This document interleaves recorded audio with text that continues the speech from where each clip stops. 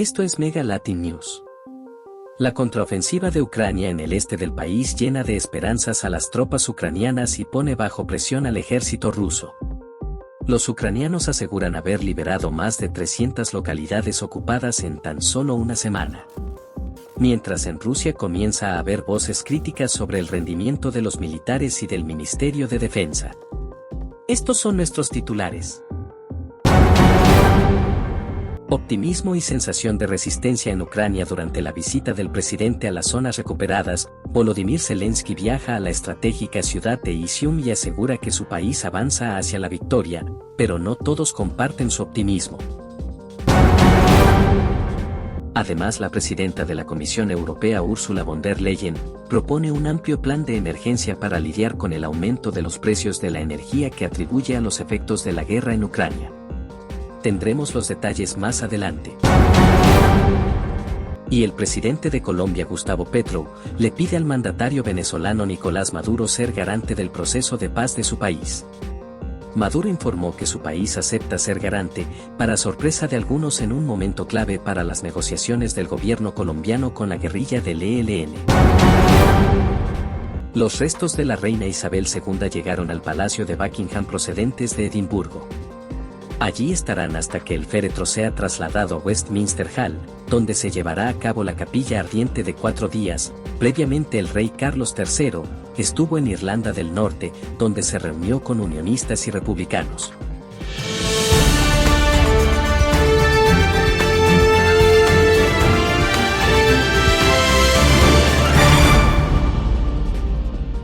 Los saluda Alfonso Cimarro, gracias por informarse con nosotros. Anuncio de Ucrania este martes sobre avances en la reconquista del este del país tras una rápida contraofensiva.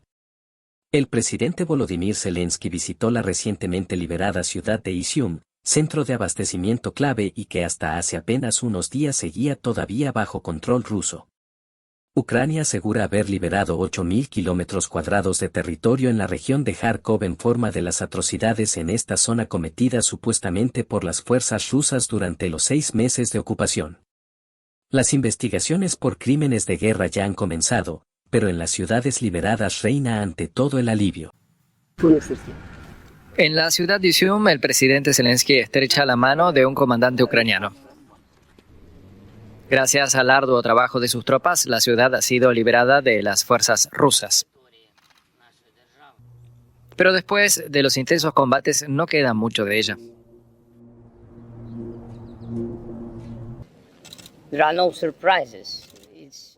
No hay sorpresas. Esto no es un shock para mí. El panorama es devastador, pero no para mí, porque comenzamos a ver las mismas imágenes desde Bucha y de los primeros territorios liberados. Se ha repetido la misma destrucción de edificios, la gente asesinada. ¿Qué puedo decir?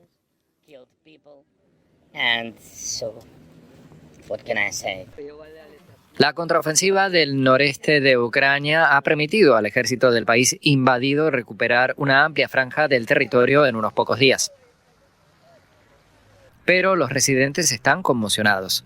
Comienza a salir a la luz lo que tuvieron que soportar durante los 6 meses de ocupación rusa. En la disputada ciudad de Balaklia, al sureste de Kharkov, aparecen testimonios de tortura. Me hicieron sostener 2 cables conectados a un generador eléctrico. Cuanto más rápido gira, más alto es el voltaje. Siguieron dándole vueltas y haciendo preguntas. Me decían que mentía y lo intensificaban. Así era para algunos prisioneros día por medio.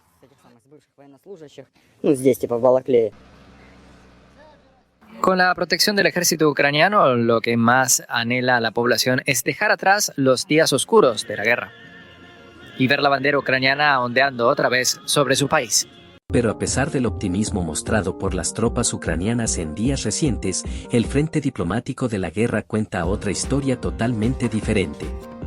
Tanto el canciller alemán Olaf Scholz, como el secretario general de las Naciones Unidas, Antonio Guterres, se expresaron sobre las llamadas que sostuvieron con el presidente ruso, Vladimir Putin. Ambos fueron claros en su escepticismo sobre un posible fin de la guerra. Sobre mi conversación con el presidente ruso, lamentablemente no puedo decirle que allí haya crecido la impresión de que empezar esta guerra fue un error. Y no hay señales de que emerjan nuevas actitudes. Obviamente todo lo que sirva para reconstruir la confianza es útil, pero sería ingenuo pensar que estamos cerca de un acuerdo de paz. Mis buenos oficios están listos, pero ahora mismo no me hago ilusiones. Las chances de un acuerdo de paz son mínimas en el momento actual. Y no fueron las últimas ni las únicas declaraciones. Te escuchamos. Ana María está con nosotros y la economía. Gracias, Alfonso. Otro tema que también ha hablado Guterres en esa conversación con Vladimir Putin es las exportaciones de Rusia de alimentos y fertilizantes, y es que sin el abono hay riesgo de caer en una crisis alimentaria global este mismo año. Escuchemos las palabras del secretario. Hay conversaciones sobre la posibilidad de exportar amoníaco ruso a través del Mar Negro. Hemos discutido los obstáculos que aún existen para las exportaciones de Rusia de alimentos y fertilizantes. Y tengo que decir que ahora tenemos una situación dramática en el mundo de los fertilizantes. Nos arriesgamos a una crisis del mercado de fertilizantes, lo que significa que corremos el riesgo de tener en 2022 una verdadera falta de alimentos. Así que eliminar los obstáculos que todavía existen en relación con la exportación de fertilizantes rusos es absolutamente esencial en el momento actual. La invasión rusa en Ucrania y todos sus efectos colaterales ha dominado por completo el tercer discurso del Estado de la Unión de la presidenta de la Comisión Europea, Ursula von der Leyen. La alemana ha lanzado dos claras propuestas, una a recaudar 140.000 millones de dólares para hacer frente a esta crisis energética y dos, ratificar los acuerdos comerciales con Chile y México y evitar así una nueva situación de dependencia. Vestida de amarillo y azul en solidaridad con Ucrania, von der Leyen, presidenta de la Comisión Europea, propuso cambios en la forma de hacer negocios en la UE. Subrayó que el bloque europeo debe reducir su dependencia de Rusia y China en materia de energía y tierras raras. El año pasado, el gas ruso representaba el 40% de nuestras importaciones de gas. Hoy se ha reducido al 9% del gas por gasoducto. Pero Rusia sigue manipulando nuestro mercado energético. Prefieren quemar el gas a venderlo. La crisis ha abierto las puertas para profundizar las relaciones comerciales con Chile, México y Nueva Zelanda, según la presidenta de la Comisión Europea. Las negociaciones con estos países han concluido y solo están a la espera de ser ratificadas. Chile y México disponen de muchas tierras raras que la Unión Europea necesita. La Oficina de Derechos Humanos de la ONU acusa a China, el mayor socio comercial de la Unión Europea, de crímenes contra la minoría uiguri, algo que China niega tajantemente. Actualmente, China controla la industria mundial de procesamiento. Casi el 90% de las tierras raras y el 60% del litio son procesados en China. Para venderla ya también es necesario avanzar en las negociaciones comerciales con India y Australia. Bruselas busca soluciones al aumento de los precios de la energía, como un impuesto sobre las ganancias extraordinarias de las energéticas, con el fin de ayudar a quienes más lo necesiten durante el invierno que se acerca. Buenas noticias sobre la inflación en Estados Unidos. Justo un día después de que el decepcionante informe del índice de precios al consumidor de agosto provocara un colapso en Wall Street. Otro informe sobre la inflación indicó que el aumento de los precios al por mayor está mostrando signos de mejora. Es que los precios al productor en Estados Unidos bajaron en agosto, la primera caída mensual en más de 2 años. Esta relajación sugiere que los consumidores podrían obtener algún alivio en los precios de los próximos meses. Con esta buena noticia, nos vamos a Nueva York para comentar este asunto con nuestra compañera en la bolsa. ¿Qué nos dicen los nuevos datos sobre la composición de la inflación? Pues un día después de saber que los precios al consumo estaban algo más bajos, pero no lo suficiente y muy distribuidas la presión al alza. Sabemos ahora que los precios que pagamos a los productores han bajado por segundo mes consecutivo. En agosto bajaron un 0,1% menos que en julio, pero en el acumulado del año, bastante más. En agosto quedaron en el 8,7%, frente al 9,8 del mes anterior. Han bajado los precios de los combustibles, se han mantenido estables los de los alimentos, algo que todavía no ha pasado a los consumidores. Y sí que se ve que todos los demás bienes tienen una presión al alza, también de precios, igual que los servicios. La de los servicios es la más alta en 3 meses. Los economistas piensan que la inflación ya lo peor ya ha pasado, pero que se va a mantener alta de forma persistente. Pero, y hay otros nubarrones en el escenario económico hoy en Estados Unidos, dado que la amenaza de huelga de 2 sindicatos del sector ferroviario puede parar el transporte por tren. ¿Cómo van esas negociaciones? Pues no van bien, no ha habido ningún avance y el último día para llegar a un acuerdo es el viernes. A partir de entonces se inicia una huelga, como no ha habido otra desde los años 90, podría afectar al 27% del transporte de mercancías de este país. Serían más de 12,000 personas, ingenieros y especialistas en ferrocarril que irían a la huelga. Están pidiendo no una subida salarial, sino mejores condiciones de trabajo. Ellos quieren tener una predictibilidad sobre sus horarios. Quieren saber cuándo pueden ir al médico, por ejemplo, y quieren tener jornadas laborales menos cargadas. Ahora mismo están denunciando que pueden trabajar hasta 90 horas durante una semana. El problema es que si se para el transporte se pueden parar muchas fábricas, se pueden subir los precios de las materias primas, las materias agrícolas e impactar a la inflación. La Casa Blanca está muy preocupada. El Departamento de Trabajo está mediando en las conversaciones y se dice que la Casa Blanca podría estar preparando un decreto para impedir que se llegara a la huelga, en cualquier caso el efecto cascada subiría en cuanto más tiempo se mantuviera esta huelga. Amtrak es el transporte de pasajeros y ha dicho que suspende el transporte de las grandes líneas. Muchas gracias, desde la Bolsa de Nueva York. Pero hoy el mal dato del día lo lleva Argentina. Es que los precios al consumidor mantienen su acelerada carrera, situándose en agosto en el 78,5% interanual, la mayor tasa registrada en 30 años y encaminándose a acumular este año un alza del 100%. Los precios minoristas aumentaron en Argentina un 7% en agosto y acumularon desde enero un alza de 56,4%, indicadores que se ubican entre los más altos del mundo. El ministro de Economía, Sergio Massa, anunció que el combate a la inflación representa su mayor desafío. Entre otras decisiones, puso freno a la emisión monetaria y redujo drásticamente los subsidios a los servicios públicos. Pero parece que estas medidas no son suficientes para frenar esta dinámica exponencial. Hasta aquí estos datos económicos. Pero tenemos más noticias con Alfonso. Muchas gracias, Ana. Efectivamente.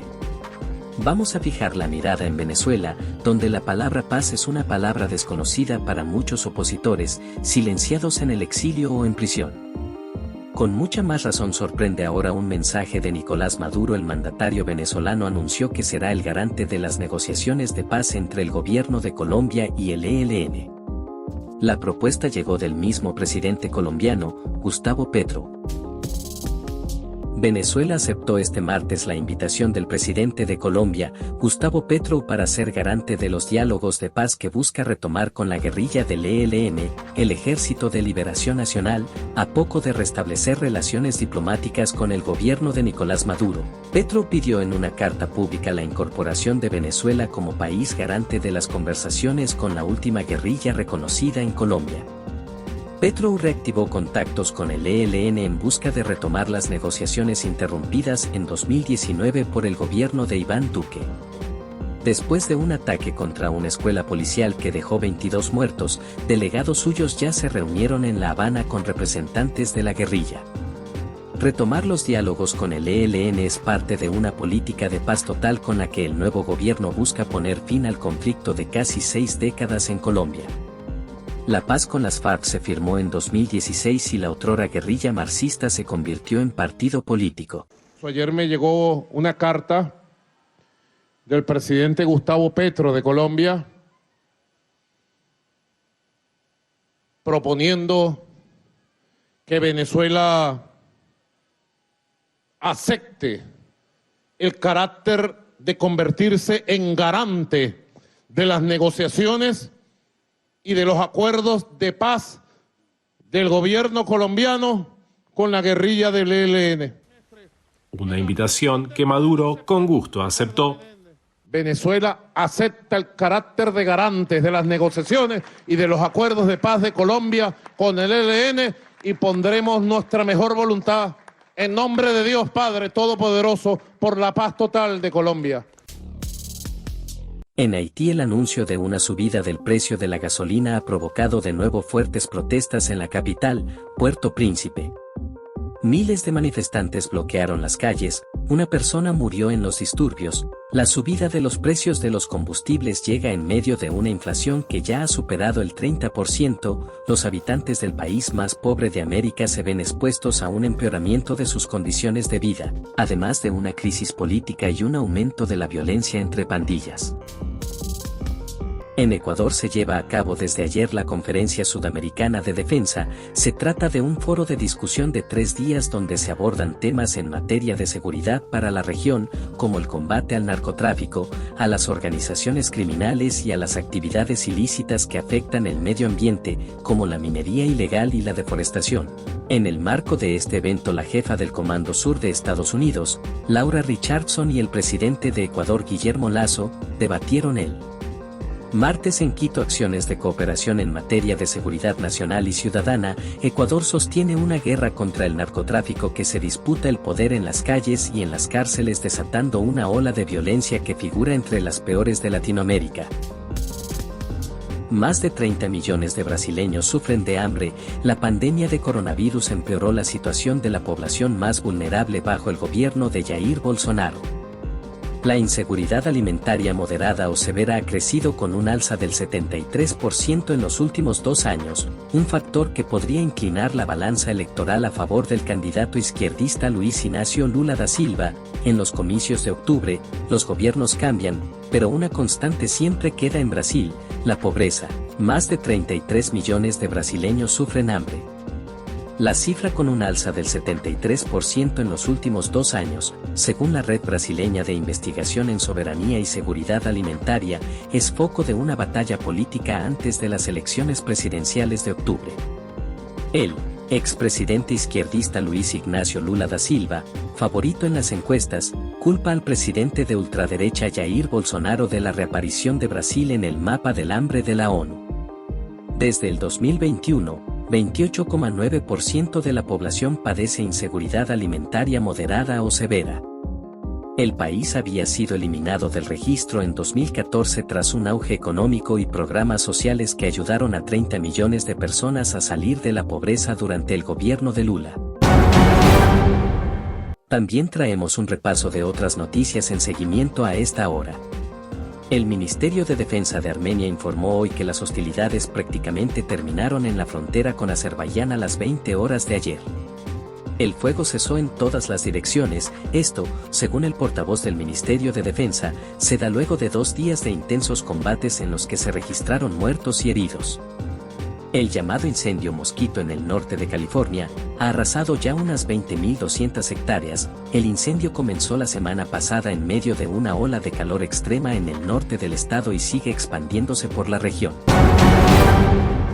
El público en Reino Unido ha comenzado a ofrecer su último adiós a la reina Isabel en Londres. Anteriormente, una procesión llevó el féretro de la reina escoltado por un cortejo real hasta Westminster, donde los restos de la monarca permanecerán durante 4 días. Miles han comenzado a pasar al cofre para despedirse una última vez de antes del funeral previsto para el próximo lunes, que es el momento en el que la reina abandona el palacio por última vez. Cubierto con la corona imperial que la monarca usó en raras ocasiones formales, el féretro de la reina Isabel recorrió el centro de Londres en un carruaje tirado por caballos. Muchos esperaron de pie para echar un vistazo. La procesión pasó junto a ellos a unos 75 pasos por minuto, un ritmo que normalmente se usa para ocasiones lúgubres. Después de 38 minutos, el ataúd llegó al salón donde el rey Carlos III y otros miembros de la familia real asistían a una misa en honor a la reina. La difunta monarca descansará aquí durante 4 días. La sala del Parlamento permanecerá abierta las 24 horas para que la población pueda presentar sus respetos, pero la cola que comenzó a formarse 2 días antes es larga. La espera puede durar hasta 30 horas. Moviéndose en 2 filas paralelas, cientos de miles de dolientes desfilarán frente al ataúd antes de que se celebre el funeral el lunes. El féretro de la reina Isabel II llegó al Palacio de Buckingham procedente de Edimburgo. Los restos de la monarca aterrizaron a las afueras de Londres y luego fueron trasladados a lo largo de 25 kilómetros en los que miles de personas lo acompañaron y presentaron ofrendas. El féretro estará en la que fue la residencia oficial de la soberana durante sus 70 años de reinado hasta que sea transportado hasta el Westminster Hall, donde permanecerá en capilla ardiente hasta el lunes, cuando se llevará a cabo el funeral de Estado. Los ojos de miles de seguidores se posaban sobre la Catedral de St. Giles en Edimburgo, después de que más de 26.000 personas visitaran el cuerpo de la reina Isabel II, salió hacia su próximo destino, Londres. Un coche fúnebre transportó el ataúd al aeropuerto de Edimburgo, en compañía de su hija, la princesa Ana. Las lágrimas y la emoción acompañaron a los seguidores de la monarca, mientras veían el vehículo alejarse. Homenajes, el himno nacional y 2 minutos de silencio marcaron el despegue del avión con los restos de la monarca más longeva de Reino Unido. El vuelo de aproximadamente 1 hora terminó en un aeropuerto en el oeste de Londres. El aterrizaje fue presenciado por la primera ministra de Reino Unido, Liz Truss, y el ministro de Defensa, Ben Wallace, entre otros. En medio del silencio, el féretro fue trasladado a un coche fúnebre, encargado de llevar los restos de la reina al Palacio de Buckingham, la residencia oficial de la monarca durante sus 70 años en el trono. Del aeropuerto al palacio, el camino del féretro estuvo acompañado por miles de personas, que se congregaron al lado y lado de la carretera. Una ovación recibió el ataúd de la reina cuando entraba al Palacio de Buckingham. Desde allí, el miércoles, la fallecida monarca será trasladada al Westminster Hall, donde permanecerá durante 4 días y en donde los londinenses y visitantes podrán decirle adiós. Y es todo por esta edición de Mega Latin News. Gracias por su compañía y hasta la próxima emisión. Recuerden seguirnos en nuestras redes sociales, en Facebook, en Twitter, Instagram y en TikTok como Megalatipower. También pueden visitar nuestra versión online en megalatinews.com. Hasta pronto.